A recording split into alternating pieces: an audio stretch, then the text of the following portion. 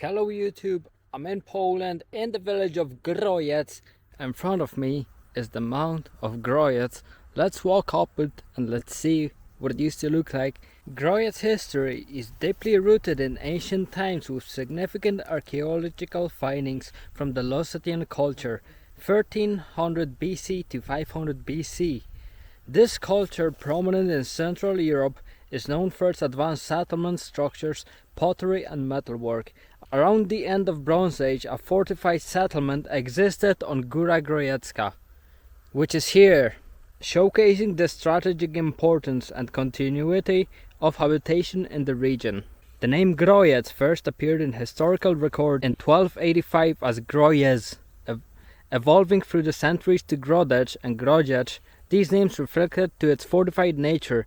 The settlement that was here on this mount, on the Mount of Grojec, later moved around 1 kilometer away from here. What is across the water might look like nothing, until we get a look at it from the above, or even better using glider maps, and this is exactly how I found this place.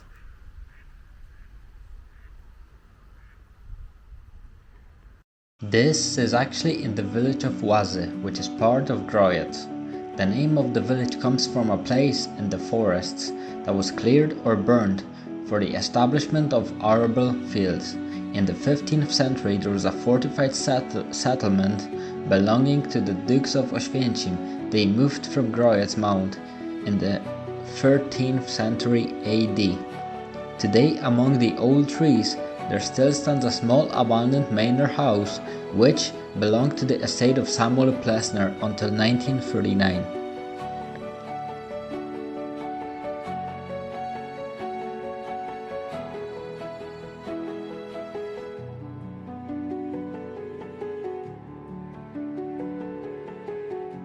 Now I'm here on the other side. Let's go into the forest and see if we can see some signs of ancient settlement. So I just got here and you can already see these mounds which have been dug out in order to make a hill fort, and water used to come through here, and there was probably a bridge on this side so you can enter the fort. And this site has never been excavated before, but it is in the archaeological archives of the country of Poland. You can see more of these mounds. Here's a pretty big one. And this building, this was the house of Samuel Plessner. Just like another building which is somewhere over there, which we're gonna go check out soon.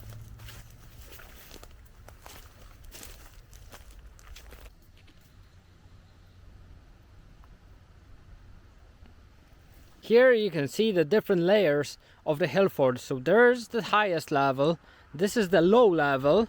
So basically there's a mound, then there's another mound, and here is the fort. It's literally a fort. I'm standing on a 2,500 year old fort.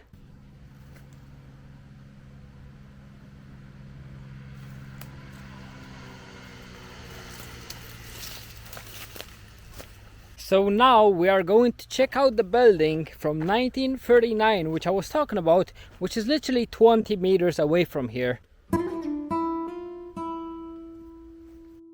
The building was constructed at the start of the 20th century by the esteemed Radziwiłł family, who owned Łazy and Grojec around 1905. Before World War II, a Jewish man named Samuel Plessner acquired the house as a repayment for a debt.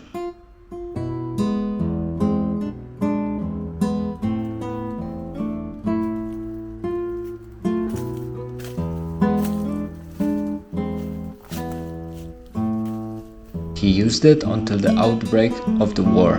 Following the war, the building served as a town hall. Today the ruins are privately owned with the surrounding fields used for farming.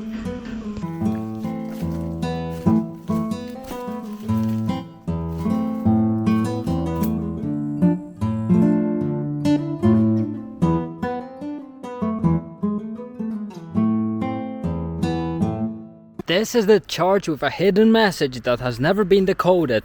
Let's go check out the church from the inside. In 2022, this church has been fully repainted. The history of the parish begins around 1285. Since then, the village had first a chapel and later a church. The current church contains epitaphs of deceased owners of Grojec. On the left side there's a unique epitaph of Andrzej Porębski, who died from wounds received in the Moscow Cossack War in Ukraine at the Slobodisha in 1660. In the presbytery there's also an epitaph dedicated to Count Franciszek Jakub Szembek, who died on June 26, 1765. The church ceiling has paintings depicting the mysteries of Holy Rosary, and in the corners of the ceilings there are figures of the four evangelists. In the presbytery there's also a Lusatian of the Holy Trinity painted on the ceiling.